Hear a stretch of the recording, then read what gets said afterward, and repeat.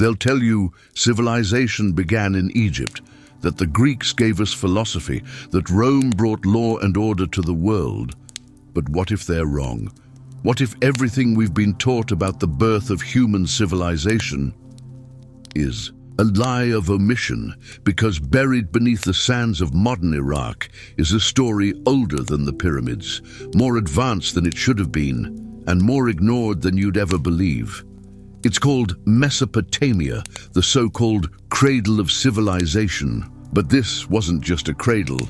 It was a launch pad, the place where writing appeared out of nowhere, where cities rose fully planned, where star maps were carved into stone thousands of years before the telescope, and where people built monuments so advanced, even modern science still doesn't have the answers.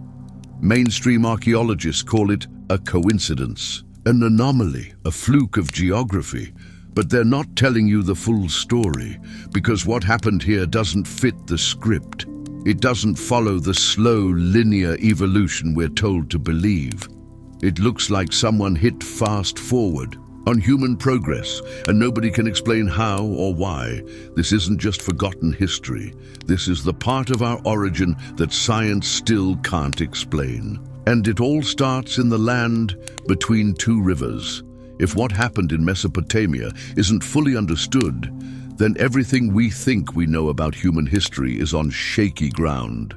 Because if civilization didn't begin slowly, if writing, law, astronomy, and advanced urban planning didn't take millennia to evolve, but instead appeared in a flash in one isolated region, then we have to ask, who lit that spark? And why does nobody talk about it? Think about what's at stake. If Mesopotamia really was the first, and if its people possessed knowledge that seems impossible for their time, then every history book needs rewriting. Every timeline collapses. Suddenly, the story of human progress isn't gradual, it's disrupted. Something happened in that land, something powerful enough to change the course of humanity. And if science still can't explain how they did it, or where that knowledge came from, then maybe science isn't the final authority we thought it was. Maybe the secrets of our beginnings are still buried beneath the ruins, and maybe they don't want us to dig too deep, because the deeper you go into Mesopotamia, the clearer it becomes. This isn't just history. This is a cover-up of our origin story. When we talk about the origins of civilization, we expect to find a slow, gradual evolution, a clear line from basic survival to structured society. We imagine nomadic tribes settling, experimenting with crops, slowly building communities, and eventually, over thousands of years, constructing temples and developing language. But in Mesopotamia, that line isn't just blurred, it's shattered. What we find instead is something too advanced, too sudden, and too perfectly formed to fit the textbook model of human development. The evidence suggests that the cradle of civilization may not have been a cradle at all, but something more like a reboot button, pressed by forces or knowledge we still don't fully understand. Let's start with writing. In most cultures, writing systems develop over centuries. They begin with simple tally marks, evolve into pictograms, and only much later become abstract scripts that can represent complex grammar and thought. But the earliest writing from Uruk, the first major city of Sumer, already shows a level of sophistication that shouldn't exist for such an early date. These weren't primitive scratchings or half-formed ideas. The earliest known cuneiform tablets include administrative records, religious texts, even legal contracts. There's a working grammar, a defined structure, a built-in logic. It's as if writing was born fully grown. Archaeologists try to explain this by pointing to tokens, small clay objects used to represent goods in prehistoric accounting systems, and suggest that over time, these tokens evolved into pictographs and eventually into cuneiform. But that doesn't match the evidence. The so-called evolution skips key transitional stages. We don't have a long record of token use transforming into proto-writing. We don't see centuries of experimentation with symbols. What we see is an abrupt leap from nothing to something that still challenges our understanding of early cognition. It's as if someone handed the Sumerians the blueprint for how to write, and they just ran with it. And this phenomenon isn't limited to language. The same uncanny leap appears in their city planning. Take Uruk, for example. Around 4000 BCE, it grew rapidly into one of the largest cities on Earth at the time, housing tens of thousands of people with zoning, infrastructure, canals, granaries, and massive temples. The scale of urban design wasn't just impressive, it was mathematically precise. Streets followed logical grids, temples were aligned with astronomical bodies. Water management systems were not rudimentary ditches, but coordinated networks that required planning and understanding of hydraulic principles. Think about what that means. These weren't just huts clustered together. These were cities that reflected forethought, organization, and engineering knowledge. There were dedicated areas for worship, trade, administration, and even residential neighborhoods. It's as if someone had already solved the problems of urban life, long before such knowledge should have existed. Other civilizations, like those in the Indus Valley or early Egypt, took centuries to reach similar levels of complexity.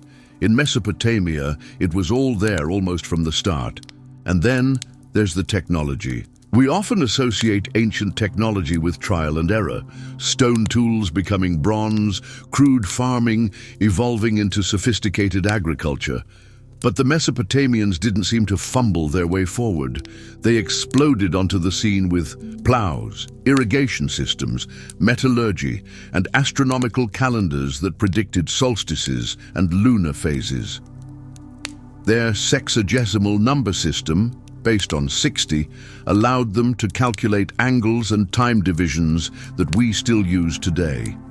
60 seconds. In a minute, 360 degrees in a circle. Pause and think about that. We don't just use a Mesopotamian timekeeping legacy. We use a system that, at the time, seems completely disproportionate to their needs. Who needs trigonometry to manage a city of mud brick walls? Who invents a base 60 mathematical system without a clear precedent or external pressure to do so? Why not base 10, like we do with fingers? The elegance of their systems suggests a degree of theoretical knowledge that implies either a lost lineage of development or input from a source we can't yet explain. Even their tools reflect this mystery. Artifacts from early Mesopotamian sites show signs of high-temperature kilns, finely carved cylinder seals with complex iconography and advanced metallurgy, all from a culture that supposedly had just left the Stone Age. They were casting bronze objects while other regions were still sharpening stones. They were making wheels, not just carts, but potter's wheels with rotational symmetry, with no evidence of a slow mechanical buildup. What we're looking at is not an upward curve of progress, but a vertical spike. Mainstream historians chalk this up to the Great Acceleration theory, that once a society reaches a certain critical mass of population and resources, innovation speeds up. But that still doesn't explain the lack of trial phases, the absence of obvious precursors. It doesn't explain how so many different innovations, language, math, astronomy, architecture, all converged within the same time, window and place. It's like lightning striking in the same spot over and over again. There's a possibility no one wants to admit, that the Sumerians inherited knowledge, that what we call the first civilization may have been built upon the ruins of something older, something lost. Oral traditions from the region hint at this. Kingship, they say, was lowered from heaven. Gods taught humans how to plant, build, and rule. These aren't just colorful myths. They're stories that might encode real historical memory of a knowledge transfer that modern science hasn't yet accounted for. So what are we left with? A civilization that appears to have no childhood, only a sudden dazzling maturity. Writing, city planning, mathematics, metallurgy, art, astronomy, all arriving not with a whisper but with a roar. It's too much, too soon, too complete. If the rise of civilization is supposed to be gradual, then Mesopotamia defies the rule. And if it defies the rule, then maybe the rule is wrong. Or maybe there's more to the story. They rise from the earth like stairways to the heavens, massive tiered towers of sun-baked brick standing in the scorching plains of southern Mesopotamia. Ziggurats, perhaps the most iconic and yet misunderstood symbols of ancient Sumerian architecture. They dominate the landscape not just physically, but intellectually, confronting us with questions that standard archaeology still hasn't answered. Because when you truly look at these structures, at their form, their scale, and most importantly, their purpose, it becomes clear these were not just temples, they were statements, signals, and possibly something more. The first mystery is their sheer size. Why build so tall? In a world where most people lived in one-story mud brick homes, the ziggurats rose like mountains out of nowhere. Some, like the great ziggurat of Ur, stood over 100 feet high. This wasn't just architectural ambition, it was intentional, deliberate. These structures required tens of thousands of laborers, intricate logistics, and staggering amounts of materials, often hauled across long distances. For what? They weren't tombs. No one was buried inside them. They weren't temples in the conventional sense either. There were no altars, no congregational spaces, no ritual chambers. In fact, many of them were empty. That's right, hollow, devoid of decoration or furnishings. Their interior was often just solid mud brick fill, unlike the Egyptian pyramids, which were used for burials, or the Greek temples, which housed statues and hosted public ceremonies. Ziggurats seem to had no accessible internal function. Instead, a small shrine or temple was placed at the very top, often reachable only by steep staircases that few could climb. It wasn't designed for mass gatherings or daily rituals. So who was this architecture for? The official explanation is symbolic, that the ziggurat represented a bridge between earth and heaven, a sacred axis mundi connecting mortals to gods. But that's not an explanation, it's a metaphor, and it doesn't explain the physical reality, the precision, the scale, and the recurring architectural themes that appear across centuries and across city-states. It doesn't explain why so many ziggurats are nearly identical in proportions and design, even when built hundreds of miles apart. And then there's the shape. That terraced step pyramid form, unlike anything that came before it in Mesopotamia, appears abruptly. In the archaeological record, already refined and monumental, where's the evolutionary phase? Where are the small, crude prototypes? There are none. The ziggurat style appears suddenly, as if its designers already knew exactly what they were building. What's more, this shape isn't unique to Mesopotamia. We see stepped pyramids in Egypt, in Central America, even in the ancient temples of Cambodia and Indonesia. Civilizations with no known contact, separated by oceans and millennia, built eerily similar structures, and often for equally opaque reasons. Is this mere coincidence, or were they all tapping into some shared understanding, some symbolic or energetic principle that modern science still can't decipher? And now we come to the most troubling mystery of all, the stars. Some ziggurats, particularly those in Ur, Nippur, and Babylon, exhibit alignments that seem too precise to be accidental. Their corners and staircases line up with solstices, equinoxes, and major constellations. The ziggurat at Ur, for example, is oriented with astonishing accuracy toward the cardinal directions. Some scholars suggest that the structures served astronomical functions, acting as observation platforms for tracking the heavens. But that explanation raises a bigger problem. How did they have that knowledge? We're talking about a civilization that supposedly just discovered agriculture, and yet they're building sky-oriented structures, coded with astronomical data that requires years, if not generations, of star observation to acquire. They didn't just understand the movement of the stars. They built entire cities around it. What's more, the ziggurats often aligned with Venus, Jupiter, and other planets that held special meaning in Sumerian mythology. These were not random alignments. These were calendars in clay.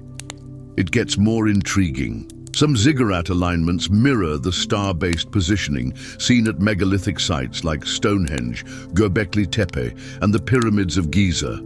Again, different cultures, different times, but the same sky, the same patterns, and the same unexplained architectural obsession with aligning structures to celestial markers. Is this just a coincidence born of human curiosity? Or is it evidence of a shared older body of knowledge, now mostly lost? Let's entertain an unsettling idea. What if ziggurats weren't meant for human use at all?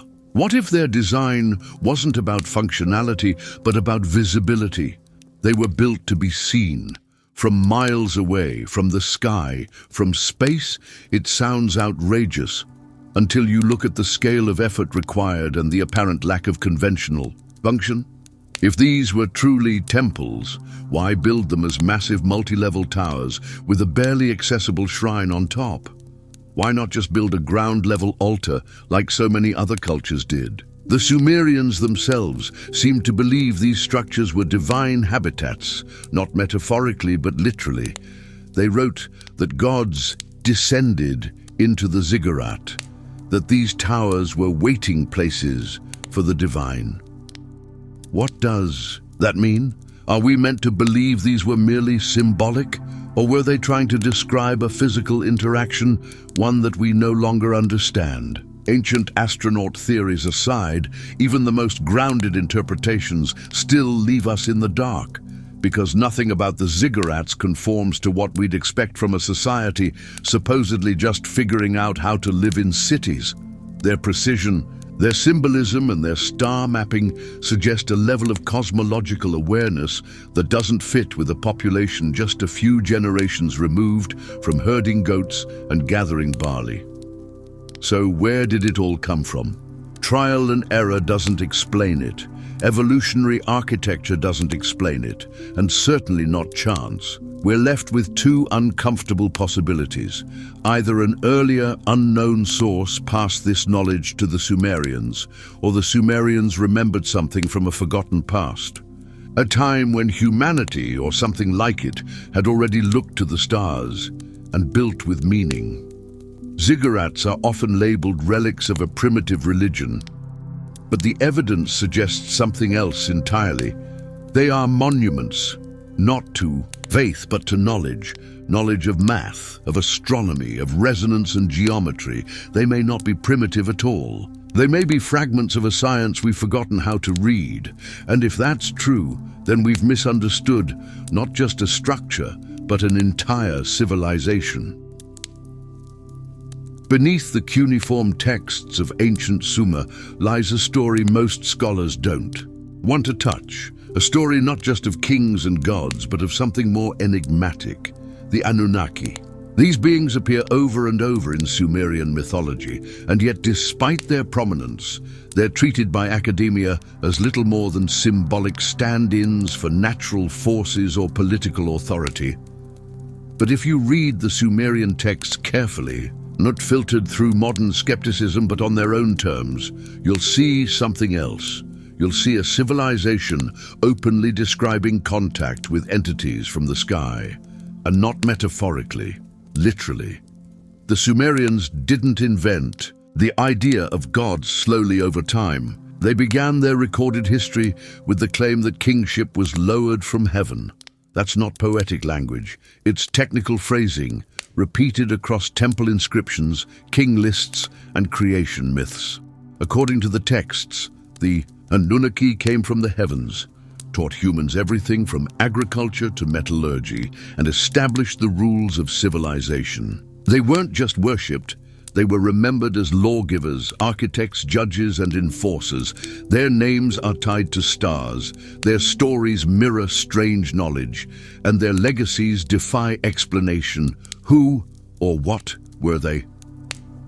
Let's begin with what the texts actually say. The Enuma Elish, one of the earliest creation epics, describes the Anunnaki as descending from the sky and fashioning humanity from clay, not in a spiritual sense, but as a project, a literal construction. Humans were made to relieve the gods of labor, to serve them. That's right. In Sumerian mythology, humanity isn't the apex of creation. We're the staff, the workforce, and our masters. Not all loving divine spirits, but beings with needs, problems, and power, vast power. They created temples, imposed laws, demanded offerings, and governed cities as divine rulers. Many of their temples weren't just places of worship. They were described as bond heaven-earth houses, devices or structures that connected the sky to the land. Sound familiar? Sound familiar? Skeptics dismiss this language as primitive storytelling, but that misses the point. The consistency across different Sumerian cities, Eridu, Nippur, Uruk, Lagash, all describe the same cosmic hierarchy. All refer to specific Anunnaki by name: Anu, the sky god; Enlil, lord of air and command; Enki, the master of wisdom and waters. Each had a defined domain, a symbol, and sometimes even a location on Earth where they descended. These weren't vague spirits. These were characters with roles and responsibilities, often described with tools, chariots, and dwellings, unlike anything human. There's also the troubling question of Sumerian cosmology. Their understanding of the heavens wasn't just advanced, it was suspiciously specific. They knew the planets. They tracked Venus with a level of detail that modern astronomers couldn't match without telescopes. They depicted planetary systems that included objects we only discovered in the last century. Some of their star maps show 12 celestial bodies, including one mysterious wandering star beyond Pluto. Coincidence? Maybe. But how does a society just emerging from the Stone Age have astronomical knowledge that rivals Renaissance? Europe? The most bizarre connection comes from cylinder seals, small engraved stones used to mark ownership and record transactions. One of the most famous, known as VA 243, shows a solar system with the sun at the center, surrounded by planets. Most scholars claim it's a symbolic design, but the arrangement, sun in the middle, surrounded by 11 orbiting bodies, is eerily close to the actual structure of our solar system, including the addition of a 12th object, a possible rogue planet. According to Sumerian lore, this wasn't just an abstract idea. This 12th body, sometimes called Nibiru, was the original home of the Anunnaki, and that brings us to the most controversial theory of all, that the Anunnaki were not gods in the divine sense, but extraterrestrial beings. Now, let's be clear, the ancient alien hypothesis is fringe, even within alternative history circles, but the Anunnaki stories fuel it for a reason. The descriptions are too concrete, the timelines too abrupt, the technology too far ahead. From the sudden appearance of agriculture to the unexplained leaps in metallurgy, timekeeping, and urban planning, the Sumerians consistently credit knowledge they did not develop to beings they did not create. They received it from above. Could the Anunnaki have been mythologized memories of an older, forgotten civilization? Possibly.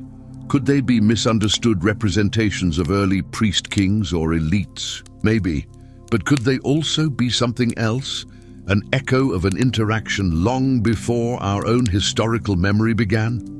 That possibility is unsettling, and it's not one mainstream archaeology is eager to explore, yet the Anunnaki refuse to go away.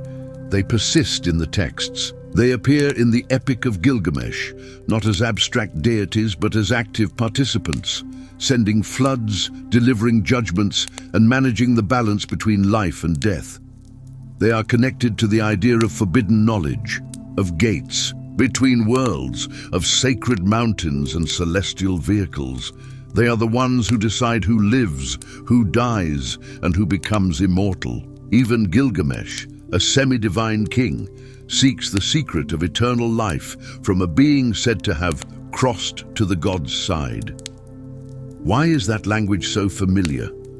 Why do so many mythologies, from Egypt to Mesoamerica to India, describe godlike figures descending from the sky, teaching humans and then departing? Why are there flood stories, heavenly tablets, and lost knowledge encoded into so many ancient traditions? Are we looking at parallel invention or at parallel memory? The Sumerians didn't seem confused about who the Anunnaki were. They didn't call them metaphor, they called them lords, teachers, overseers, and even in death these beings demanded ritual, alignment, and remembrance. Many of the great ziggurats, like those in Ur and Eridu, were dedicated not just to general worship, but to the continued communication with these beings. Rituals involved timing, orientation, and precise actions that mirrored celestial events. These were not simple acts of devotion. They were protocols. If the Anunnaki were fiction, they were the most elaborately consistent fiction ever imagined by an ancient people. If they were real, they represent a chapter of human history that we've almost entirely lost or ignored. Either way, their presence in Sumerian history demands explanation. Because it isn't just mythology. It's a cornerstone of the first recorded civilization on Earth. And yet, science can't explain them. History refuses to acknowledge them. And archaeology circles around them with cautious footnotes and polite avoidance. The Anunnaki puzzle isn't just about ancient aliens or lost civilizations. It's about what happens when a culture's own account of its origin doesn't fit our narrative, and we choose to ignore it. But the Sumerians didn't ignore it. They etched it into clay. Maybe we should start reading. History, as we're taught, is supposed to unfold in stages. Cultures start small, take slow steps, accumulate knowledge, and gradually evolve. But Mesopotamia breaks this rule again. Because before Uruk, before Eridu, before the explosive rise of Sumerian civilization, there's nothing, or at least very little. And that little is where the real problem begins. Because the closer we look at what came before the so-called birth of civilization, the more we find a giant gaping hole, a historical blind spot that traditional timelines can't account for. A missing prehistory. Let's break it down. According to mainstream archaeology, the first signs of settled life appear around 10,000 BCE in the wake of the last ice age. Humans, once hunter-gatherers, begin to experiment with farming. They settle in small communities. Jericho, Çatalhöyük, Abu Huraira. These sites show signs of early architecture, domesticated grains, and primitive tools. But for thousands of years, progress is excruciatingly slow. These are not bustling cities. They're clusters of huts, societies with no writing, no metallurgy, no governance structures, and no large-scale engineering. Just basic survival and the earliest attempts at continuity. Then, out of the blue, somewhere between 4000 and 3500 BCE, the wheel appears, writing appears, monumental architecture appears, kingship, mathematics, irrigation systems, ziggurats, trade, calendars, mythologies, social classes all appear, not gradually, not one by one, but nearly simultaneously. It's a leap so radical that it's like watching a toddler go from crawling to solving calculus overnight. Nothing in the prehistory of Mesopotamia explains it. Archaeological layers show primitive village life, then, boom, full-blown civilization. There's no bridge, no transitional culture, no halfway step, just a rupture. How did this happen? Some argue climate change made certain regions more fertile, creating food surpluses. Others suggest population density triggered innovation. But these are weak answers to a hard question. You don't invent writing just because your village got crowded. You don't suddenly understand lunar calendars or develop abstract math because it rained less. You don't spontaneously figure out how to run a city of 50,000 people with taxation, legal codes, priesthoods, and regional trade routes. Unless there was something before, something unrecorded. And that's the terrifying possibility, that the record is incomplete, not because it's lost, but because it was never written, because we're only digging in the right places for answers to the wrong questions. Consider this: Mesopotamia's first cities, Uruk, Eridu, Lagash, appear already structured. They didn't evolve from smaller towns over centuries, they just emerged. The earliest temples were already massive. The earliest texts were already complex. The earliest rulers were already part of dynasties with recorded reigns and gods assigned to each city. Are we seriously expected to believe that all this emerged from scratch in a few hundred years, with no direct ancestors, no intellectual tradition? What if there was a predecessor, an earlier civilization, one wiped out by time, disaster, or deliberate omission, one that passed on knowledge, not just agricultural tricks, but systemic understanding, how to build, how to rule, how to measure? The stars, a civilization whose fingerprints exist only in the anomalous gaps, the inexplicable accelerations, and the persistent myths about lost golden ages. Mainstream archaeology dismisses this line of thinking as pseudo-history. But when asked to explain the sudden appearance of everything from metal tools to legal systems, those same scholars resort to vagueness. Complex societal pressures, ecological opportunities, cultural innovation. These are buzzwords, not explanations. Here's another clue. The Sumerians themselves claimed they were not the first. Their own king lists describe rulers who reigned for tens of thousands of years before the Great Flood.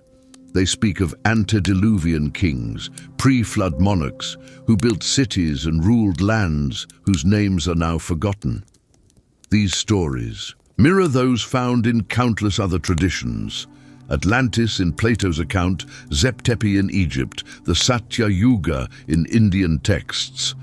Are they all coincidentally imagining the same thing, or are they remembering something that archaeology hasn't yet found? Look at the Sumerian king list, one of the most baffling documents from the ancient world. It lists rulers of ancient Mesopotamia in chronological order, with early kings reigning for impossible spans. 28,800 years, 36,000 years, even 43,200 years. After the flood, reigns become shorter, more realistic. Scholars interpret the long reigns symbolically, as myth. But why would the Sumerians begin their official historical record with what they knew were lies? Maybe they weren't lies. Maybe they were memories. Memories of a time when knowledge was preserved not in clay, but in stories passed down through generations. A time before the earth changed, when floodwaters, whether literal or symbolic, wiped away the traces of an older epoch. The terrain itself hints at something lost. Large portions of the ancient Mesopotamian delta remain unexplored, buried under silt or altered by shifting rivers. Entire cities, including the famed Akkad, haven't been found. The deep layers beneath known sites like Ur and Uruk remain mostly untouched, either due to funding constraints or geopolitical instability. What lies beneath could change everything, but we may never see it. There's also the eerie uniformity of Mesopotamian technology from its earliest stages. Cuneiform was used virtually unchanged for over 3,000 years. Architectural methods remained consistent. Religious hierarchies, symbolic motifs, and bureaucratic practices all show remarkable continuity. That's not the pattern of invention, that's the pattern of inheritance.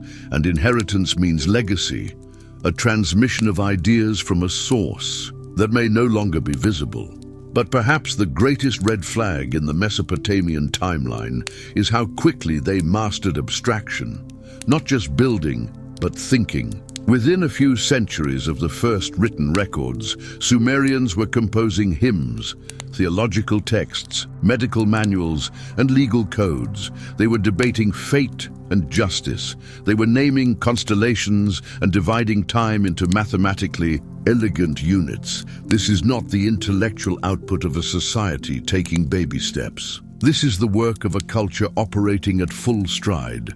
And so we're left with a dilemma.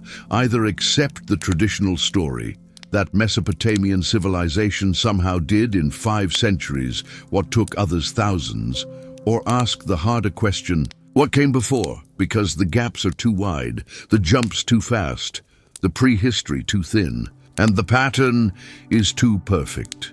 Maybe the story of Mesopotamia doesn't begin in Uruk.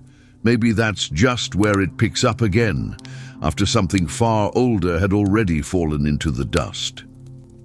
Civilizations are supposed to follow a pattern. Rise, flourish, decline. That's the arc we expect, but Mesopotamia doesn't follow that script. In fact, it seems to break it on purpose, because each time it falls, it doesn't disappear, it regenerates. It comes back just as advanced, just as structured, sometimes even stronger, and the strangest part, every time it returns, it brings the same systems, the same technologies, the same worldview, almost as if nothing was lost. It's not a cycle of growth and decay, it's a repeating resurrection. And that's not normal. Take the fall of the Akkadian Empire around 2154 BCE. It was the first multi-city empire in recorded history. Under Sargon and his grandson Naram-Sin, it stretched from the Persian Gulf to the Mediterranean. It had a standing army, standardized weights and measures, imperial governors, and a unified bureaucracy. And then collapse, drought, invasion, internal rebellion. Within decades, the empire was gone, but just a few generations later, under the kings of Ur, Mesopotamian civilization bounced back. Same language, same writing, same institutions. It was as if someone pressed pause, waited a moment, and then hit resume. That's not how collapse usually works. When Rome fell, Europe fractured. When the Indus Valley cities were abandoned, their scripts and systems were lost.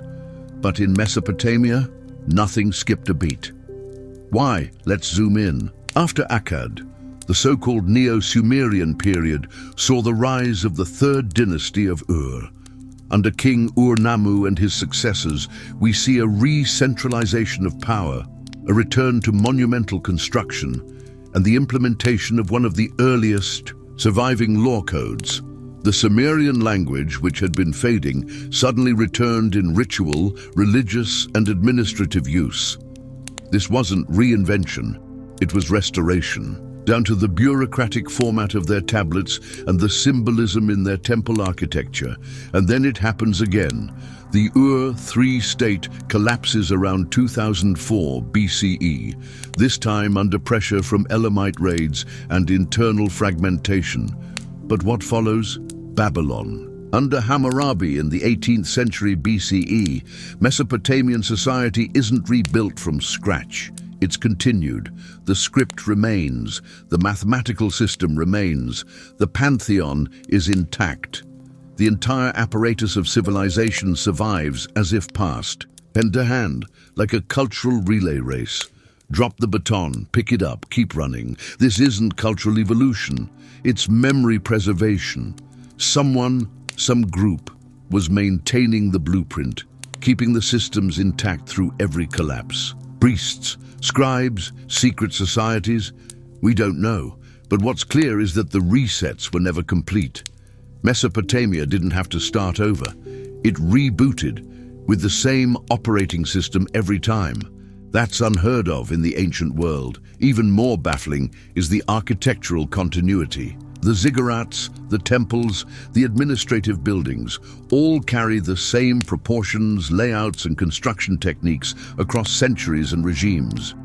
When the Kassites took over Babylon after the Hittite sack in 1595 BCE, they didn't imposed their own cultural systems.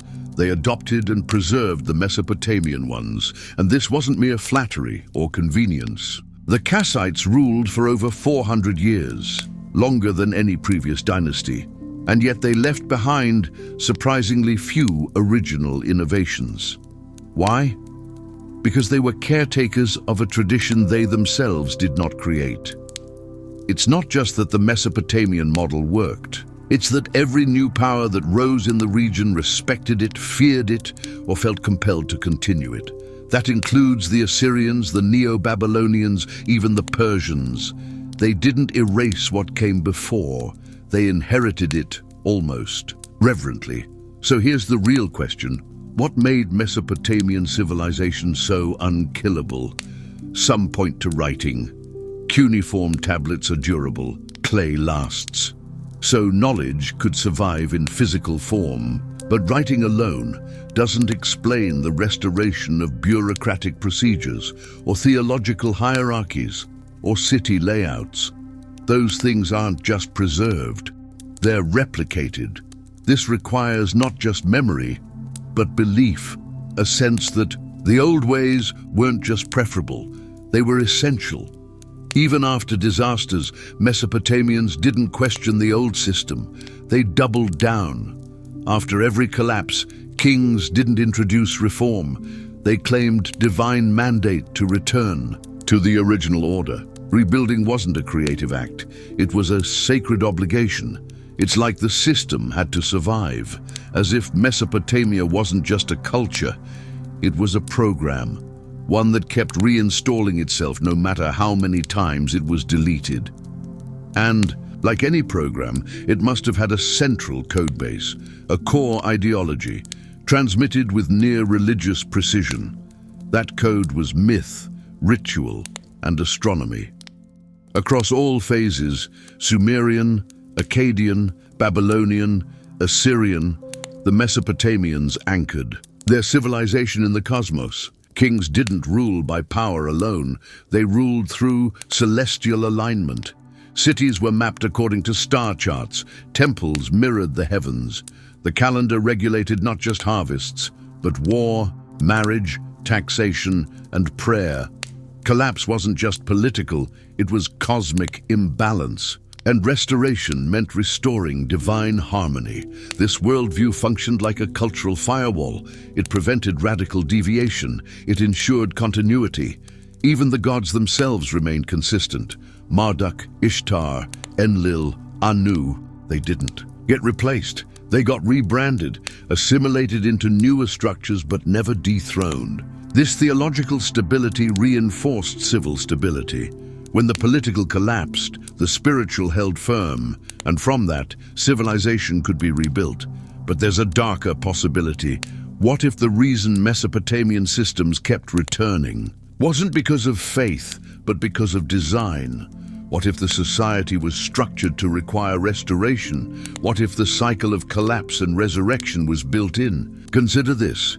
The Mesopotamian worldview revolved around cycles, astronomical, agricultural, divine.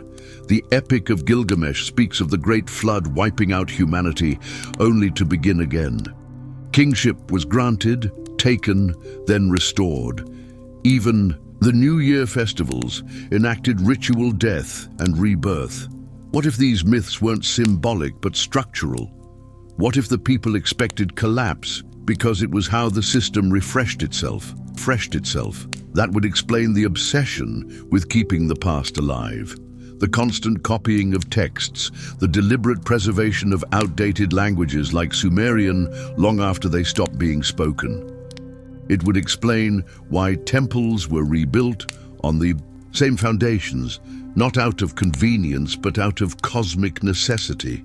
It would also explain why innovation seemed to stop. Because let's be honest, after its initial explosion of brilliance, Mesopotamia didn't really evolve. The same math, the same gods, the same city plans for over 2,000 years. That's stagnation. Or perhaps it's something else, a system optimized for preservation, not progress. A loop, a civilization that locked itself in place, and yet, even in that loop, it endured.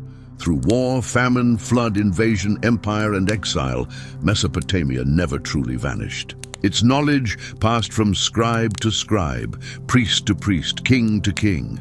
Not forward, but around, and around again. A civilization built not on conquest, but on recursion. On the belief that the past held all the answers the future would ever need. But if that's true, what was it protecting? It's one thing to build a city, it's another to map the heavens. But the Sumerians and the civilizations that followed them in Mesopotamia did both. And they didn't just observe the sky like early farmers watching the moon. They recorded it, measured it, predicted it. With precision so uncanny, modern astronomers are still stunned by what they see on clay tablets over 4,000 years old. This is where things get really strange, because the sky knowledge these ancient people possessed doesn't match their supposed level of development. It's astronomy that shouldn't exist. Let's start with the numbers. Mesopotamian astronomers worked in a sexagesimal system, base 60, rather than our modern base 10. At first glance, this seems arbitrary. Why 60? But when you look closer, a base 60 is extraordinarily elegant. It allows for easy division by 2, 3, 4, 5, and 6. That's why we still use it today in timekeeping, 60 seconds, 60 minutes, and geometry, 360 degrees in a circle. This system wasn't a fluke. It was chosen, engineered, and it enabled calculations that shouldn't have been possible in an era before metal compasses, telescopes, or calculators. Then there's their calendar system. The Sumerians developed a lunisolar calendar that synchronized the moon's cycles with the solar year. They tracked the movements of celestial bodies, mapped out solstices and equinoxes, and timed religious festivals according to star alignments. But here's the problem. You can't do that by accident. That level of accuracy takes years of observation and incredibly sophisticated record keeping. So how did they start out already knowing what took other cultures centuries to discover? The best-known example is the Venus tablet of Amisaduqa. Dating to around the 17th century BCE, this cuneiform tablet records the movements of Venus over a 21-year cycle. With astonishing precision, it notes the planet's heliacal risings and settings, tracks its appearance and disappearance phases, and anticipates the irregularities in its orbit. Modern astronomers have tested this data against simulations and found it highly accurate. But that's impossible, because Venus doesn't follow a simple, predictable path. It requires detailed longitudinal tracking and understanding of retrograde motion. You don't stumble into that. You calculate it, which raises the question, how? How did a civilization supposedly just mastering irrigation know enough about planetary motion to build a functioning ephemeris? How did they even see Venus's pattern clearly enough through atmospheric distortion and without any optical aids? And why Venus? Why was this particular planet so sacred, so central, so obsessively monitored? It gets deeper. Many Mesopotamian temples and ziggurats are aligned not just to cardinal directions, but to solstitial sunrise points and stellar risings.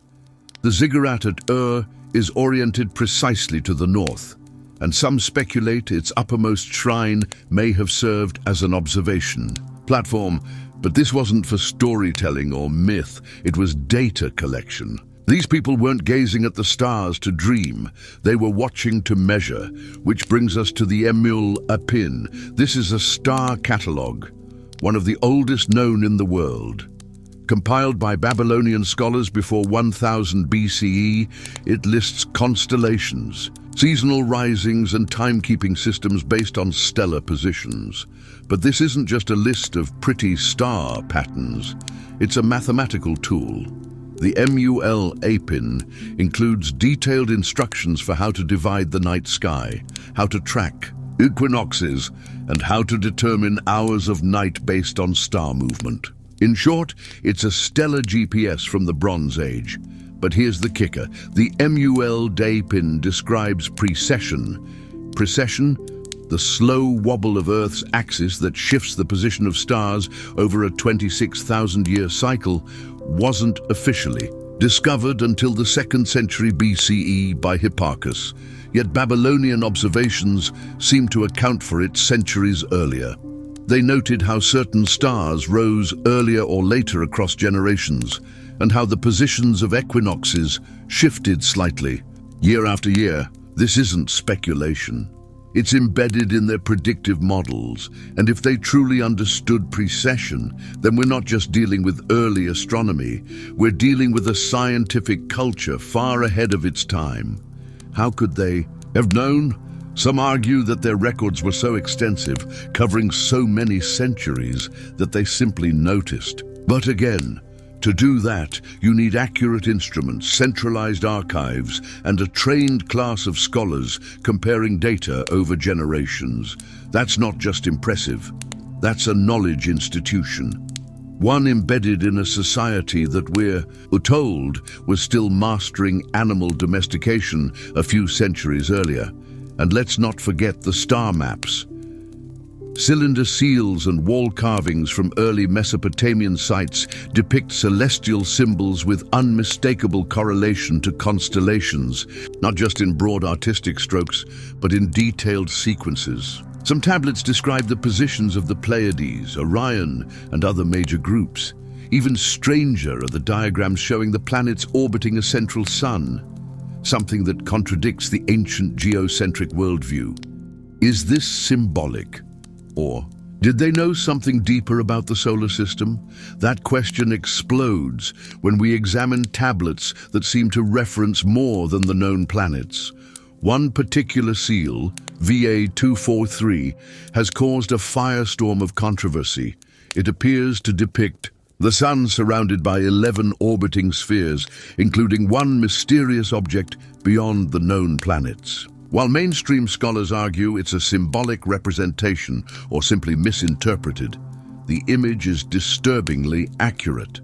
It mirrors the solar system as we understand it today, complete with relative size differences. Could it be coincidence? Sure. But could it also be memory? Maybe the most shocking implication of Mesopotamian astronomy is not that they discovered so much, but that they may have inherited what they knew. Much of their knowledge comes not from scientific trial and error, but from mythic texts, the stars as domains of gods, planetary bodies as divine agents, constellations as markers of fate. Their science was embedded in their religion, and vice versa, which leads to a provocative possibility that their astronomical understanding was part of a cultural legacy passed down from a source they considered divine. We scoff at that today. We call it myth. But if the numbers are real, if their cycles and predictions work, then the source, whatever it was, had real insight into the workings of the cosmos, and the Mesopotamians knew it. That's why they guarded this knowledge. That's why it was carved in clay, copied over millennia, studied by priest astronomers in temple schools. The wisdom of the stars wasn't entertainment. It was power. Power to track time, power to align harvests, rituals, wars, power to rule. And now we look back at that knowledge and realize we don't know how they got it. It's too advanced, too consistent, and too seamlessly woven into a society supposedly just learning to build walls and count livestock. This wasn't a primitive people staring at the sky in wonder. This was a civilization that looked upward and saw meaning, structure, and perhaps a message. And the more we study what they left behind, the more we realize we're still catching up. Language is a civilization's fingerprint, a code that carries memory, structure, and culture. Trace any modern tongue back far enough and you'll find roots, branches, connections. Latin connects to French and Spanish, Sanskrit to Hindi. Even ancient Egyptian ties into Afro-Asiatic families. But Sumerian, it stands alone. No ancestors, no descendants, no siblings. It is what linguists call a language isolate. And it's one of the most profound anomalies in the story of Mesopotamia and in human history. Sumerian was the language of the first cities, the first laws, the first myths. It's the script carved into the earliest cuneiform tablets, the one used to record the Epic of Gilgamesh, the King List, and thousands of administrative records, religious hymns, and star maps. But the problem is this: it came from nowhere. There is no Proto-Sumerian, no earlier dialects, no regional variants. One day it's just there, complete, structured, sophisticated. Like Athena from the head of Zeus, born fully armed, most languages evolve slowly. We see transitions in word forms, dialects blending over time, syntactic shifts emerging gradually. But Sumerian's oldest known form, dating back to around 3100 BCE, already has complex grammar. It features verb conjugations, plural markers, honorifics, causative constructions. This is not the mark of a language in development. It is the mark of a linguistic system already long in use. But where did it come from? No one knows. The closest candidates are Elamite, Kassite, and Hurrian, neighboring tongues that share the geography but none of the grammar. Attempts to connect Sumerian to Central Asian, Caucasian, or even Dravidian languages have all failed under scrutiny. It doesn't fit. It has no place. It just exists, like a linguistic orphan, abandoned by history, unsupported by genealogy. This has led some scholars to float radical theories. Was Sumerian a secret language of a priestly class? A kind of code to keep knowledge out of common hands? Maybe. But that doesn't explain why it was used for everything from tax records to astronomical logs. It wasn't hidden. It was standard. And when Akkadian took over as the spoken language around 2000 BCE, Sumerian didn't vanish. It became liturgical, sacred, like Latin in medieval Europe. For another 2,000 years, Mesopotamian scribes copied Sumerian texts, taught Sumerian grammar, and treated it as the divine tongue. So we have a language that appears fully formed, has no relatives, and is revered for millennia by people who didn't even speak it natively. That's not normal. That's not how languages behave. It's how legacies behave. But if Sumerian is a legacy, whose legacy is it? One possibility is that it's the last trace of a forgotten people, a civilization, predating even the earliest city-states. Maybe the survivors of a cataclysm, maybe migrants from a now vanished land. Some even whisper about a pre-Diluvian culture, an Atlantis of the Fertile Crescent, whose knowledge filtered into Sumer the way floodwater seeps into soil.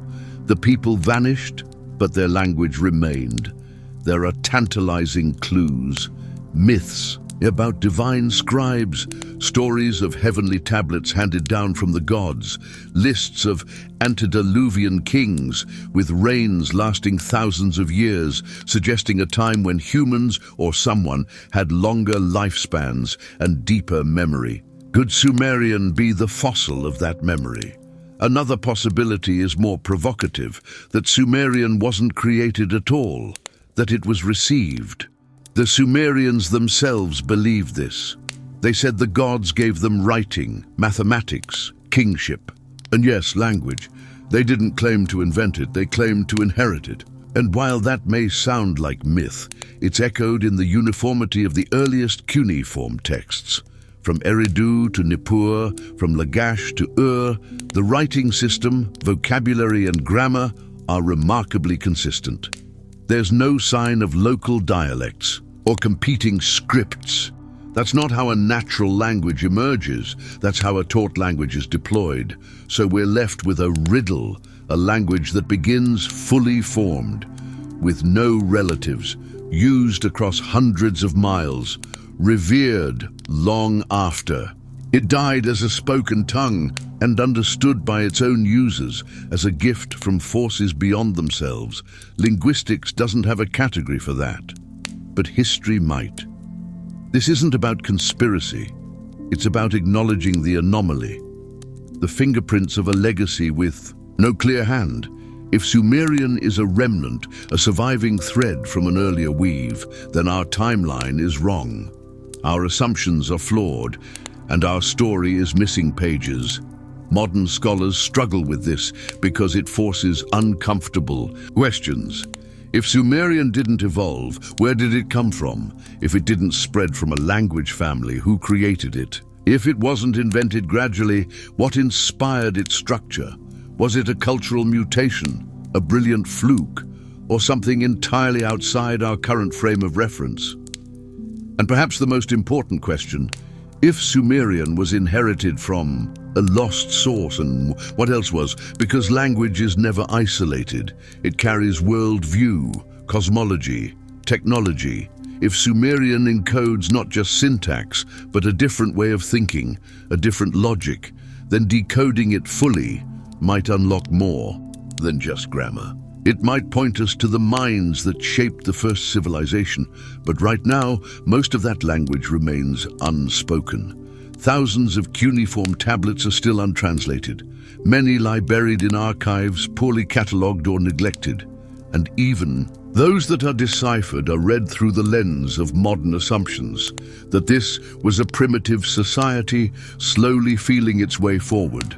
But what if that's backward?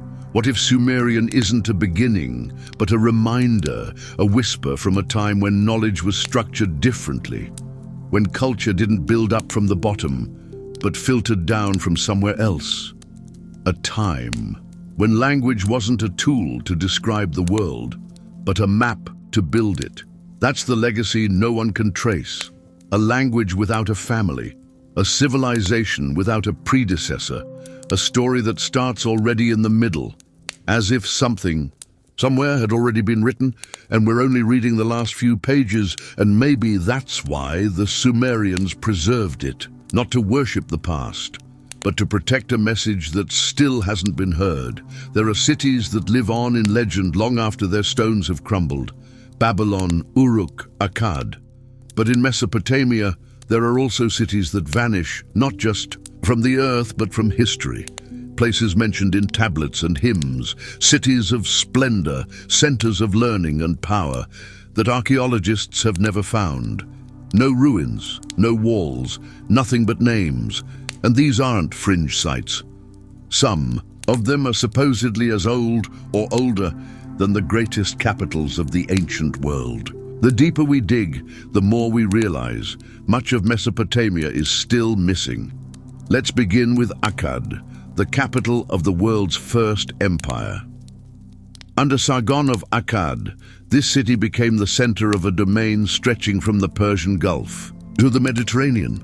It was the political, economic, and military hub of Mesopotamia for over a century. Its rulers were deified. Its scribes pioneered standardization. Its influence reshaped the region, and yet no one has ever found it.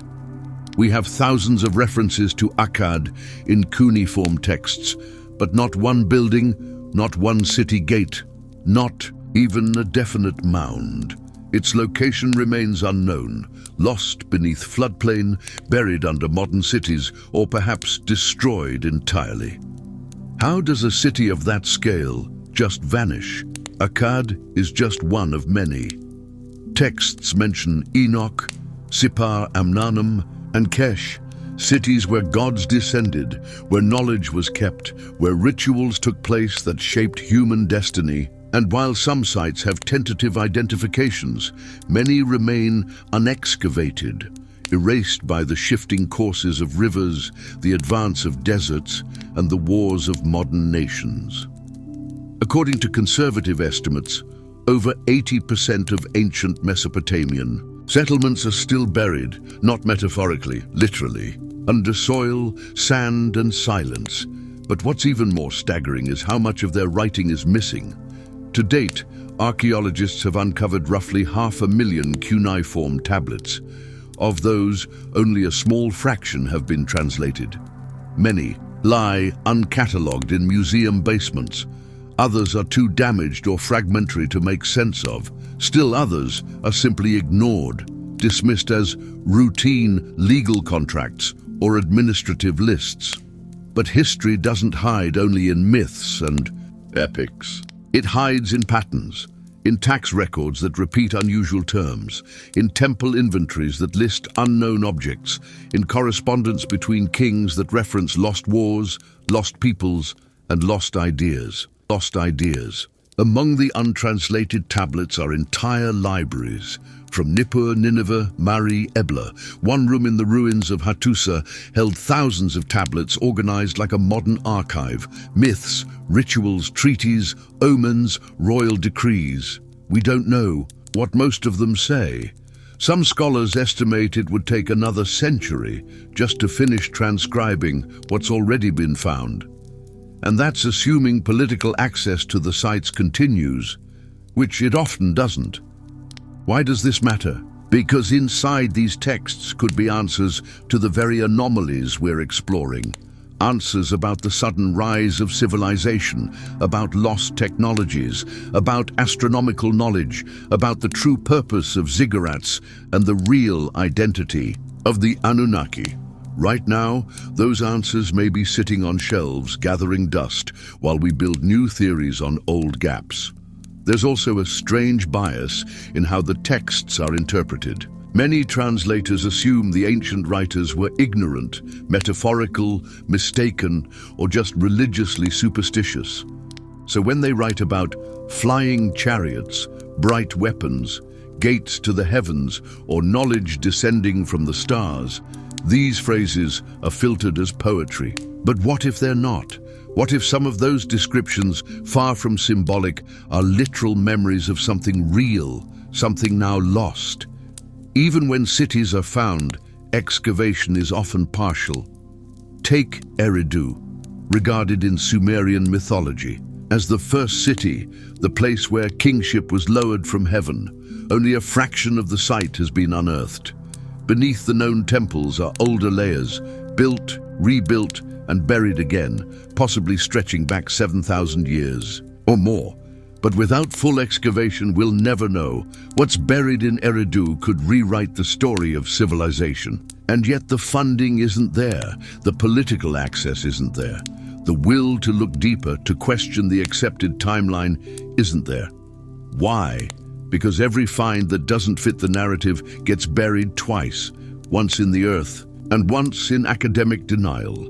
The older the layer, the stranger the artifacts, the more likely it is to be reclassified as ritual, symbolic, or anomaly. But anomalies matter. They're the breadcrumbs of forgotten history. Even more curious are the so-called out-of-place artifacts. These are rare items, found mostly in private collections or in sites that haven't been formally studied, that appear to be far more advanced than they should be. Perfectly drilled cylinder cores, high-temperature vitrified materials, geometric carvings that match impossible ratios. Items like these are often dismissed as misdated or fake. But not always. And when they show up in connection with cities that no longer exist, the questions multiply.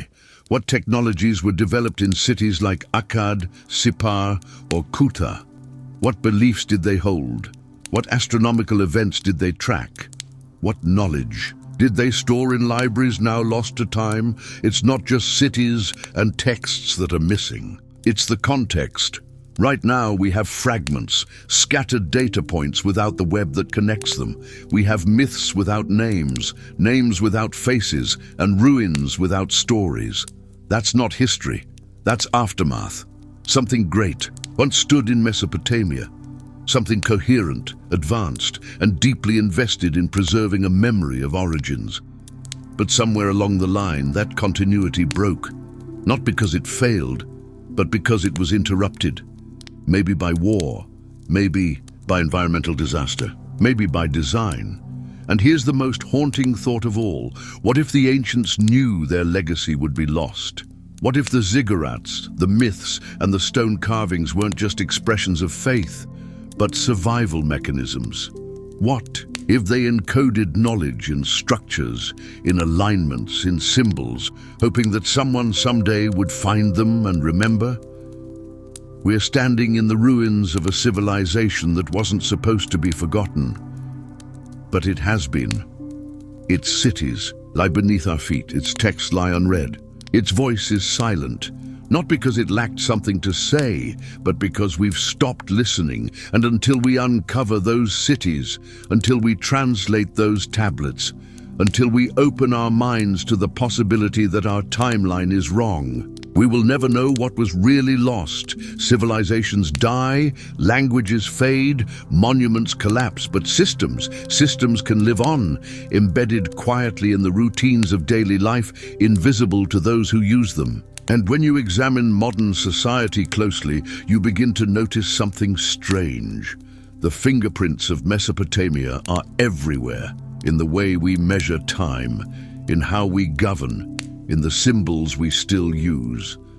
The legacy of the world's first known civilization hasn't vanished. It's been absorbed, woven so deeply into our structures that we no longer recognize where it came from. Let's start with the basics. Why does a day have 24 hours? Why 60 minutes per hour? Why 60 seconds per minute? That's not biology. That's Mesopotamian math. The Sumerians developed a base 60, sexagesimal number system more than 5,000 years ago. It's an odd choice, unless you're designing a model that requires high divisibility. And it is. 60 divides evenly by 2, 3, 4, 5, and 6. Perfect for astronomy, geometry, and, yes, timekeeping. When we glance at a clock, we are using their logic. When we calculate angles in 360 degrees, we are using their circle. That's not cultural inheritance. That's systemic integration. Next, writing cuneiform may look primitive, wedge-shaped marks pressed into clay. But it was one of the most adaptive, flexible scripts ever devised. It was used to write multiple languages: Sumerian, Akkadian, Babylonian, Assyrian, Hittite. It encoded myths, math, trade, and astronomy with precision, and its influence didn't end when it disappeared. The very concept of writing as a tool of administration, not just storytelling, begins with Mesopotamia. The bureaucratic mindset, the legal codex, the idea of written contracts and receipts. It's all there. Tablets from 3000 BCE document salaries, supply chains, temple inventories, and taxes with a level of formality modern accountants would recognize. You live in a society of forms, records, audits. That didn't start with Rome or the Enlightenment. It started in the Sumerian scribal schools. Government, too, bears the stamp of Mesopotamian DNA. The concept of kingship tied to divine authority, of laws descending from a higher realm, is laid out clearly in the code of Ur-Nammu and later Hammurabi. These weren't just rulers, they were stewards of cosmic order. The king wasn't above the law. He was the law because he upheld a divine standard. Sound familiar? Our modern idea of constitutional governance, of leadership being bound to foundational principles, didn't emerge in a vacuum. It has echoes. In the ancient logic of Mesopotamian justice, even modern economics owes a debt to the ancients. The concept of interest, compound loans, debt tracking, and the basic idea of numerical accounting using base units, they all appear on clay tablets. Thousands of years before capitalism was a word. In fact, the very first signs of writing weren't about poetry or myth. They were about numbers, grains, sheep, silver, recorded, counted, taxed. The Mesopotamians didn't invent money in the modern sense, but they invented the infrastructure of commerce. They even had futures contracts and delivery dates. You don't get more modern than that. And then there's their cosmology, not the literal gods, but the structure of thought. Mesopotamians believed in ordered layers of reality, heaven, earth, underworld. Each layer had its laws, its timing, its gatekeepers. Human life was tied to cycles, lunar, solar, agricultural, cosmic, and these cycles governed not just farming, but politics, marriage, war. This wasn't mysticism. It was a calendar of behavior. Our modern obsession with quarterly reports, seasonal trends, election cycles, and ritualized time, it's not accidental. It's a deep echo of the Mesopotamian worldview. The time is not a line, but a pattern. And you ignore it at your peril. Even language has residual patterns. Legal phrases like acts of God, divine mandate, sacred duty, and the law is written have ancient DNA. The idea that a priestly class, now bureaucrats, technocrats, judges, maintains order through interpretation of sacred or encoded texts, that's a Sumerian priest reading omens. We've replaced omens with spreadsheets, but the structure remains.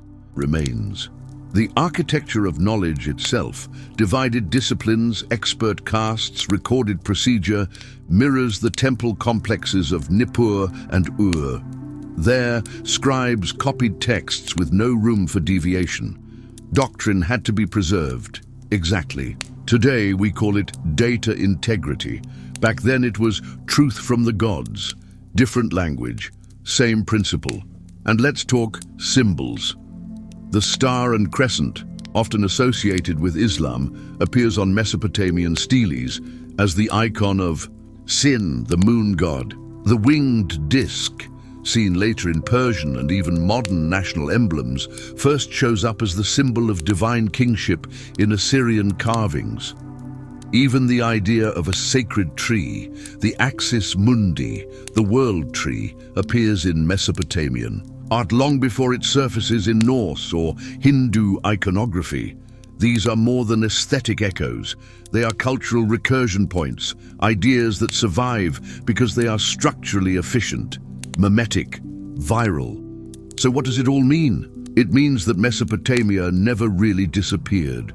It was absorbed, filtered, translated. Its surface forms eroded, but its structures endured, not because of coincidence, but because they worked. The Mesopotamians figured out something fundamental about how to organize human life at scale, how to synchronize thought across generations, how to encode memory in systems that survive war, famine, and flood. And if that's true, if their systems are still shaping ours, then we must ask a more uncomfortable question. What else? Did they know that we've forgotten? Because systems don't just preserve function, they preserve assumptions. If our legal systems, our calendars, our accounting models all descend from Mesopotamia, what buried assumptions are we still carrying? About hierarchy, about time, about knowledge itself. What invisible architecture did we inherit that continues to shape how we think, act, and govern without ever realizing where it came from? And here's the final twist. Maybe they knew this would happen. Maybe the Sumerians, the people of Enki and Inanna, of Uruk and Eridu, knew that memory fades but structure survives, that symbols can outlast speech, that numbers can carry truths words cannot. Maybe they engineered their civilization not for permanence, but for transmission. A message embedded not in stone, but in systems. And we're still running it. The deeper we dig into Mesopotamia, the less certain we become. Each tablet unearthed doesn't clarify. It complicates. Every ziggurat reconstructed adds more shadows than light. The Sumerians didn't leave behind a story with a clear beginning, middle, and end. They left a riddle, written in clay, coded in stars, embedded in a language with no family and a knowledge base that feels out of sync with its time. This wasn't a civilization that slowly climbed the ladder of development. It arrived already on the top rung, and then it vanished. What are we looking at, really? The dawn of history, or the final flare of something older, something left behind? For every answer carved in cuneiform, a dozen more questions press up from beneath the soil. Cities we can't find, scripts we can't trace, technologies we can't replicate, systems we still use without knowing why. And through it all, one unsettling theme emerges. This civilization shouldn't have existed. Not then, not there, not with that knowledge. But maybe that's the point. Maybe Mesopotamia was never meant to be explained. Maybe it was meant to be remembered, a marker, a warning, a whisper from a time when humanity knew more than it had any right to.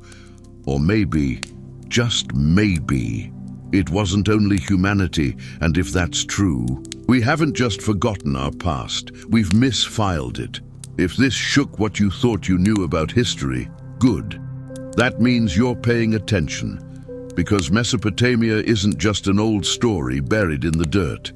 It's a challenge, a signal, a civilization that rewrites the rules every time we dare to look closer, and we're just getting started.